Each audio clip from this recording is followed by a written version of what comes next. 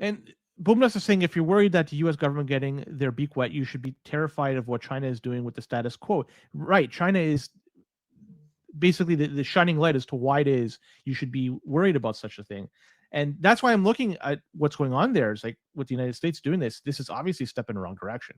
And whatever. Well, I mean, I want to talk more about Intel later on. I don't want to blow my load just yet. We could talk about something else.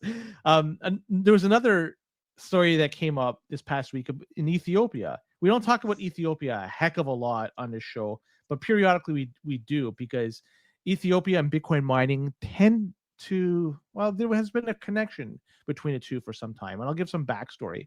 The country of Ethiopia intended to start Bitcoin mining not too long ago, and they were leveraging electricity that was generated by a recently built dam. It was called the Grand Ethiopian Renaissance Dam, and it was a massive dam that was producing a lot of electricity that far exceeded the demands of the country. So they had excess electricity.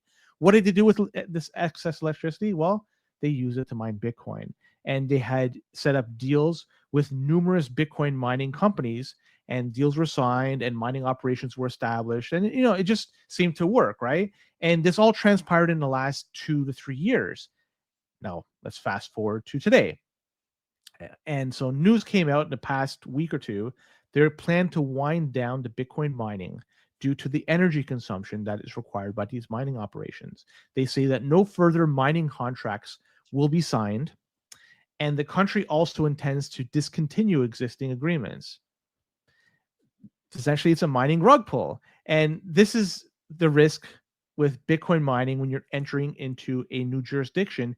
You got to have a friendly relationship with the government, because if you don't, well, the government, they could just yank the approvals and, well, your operations are no longer running.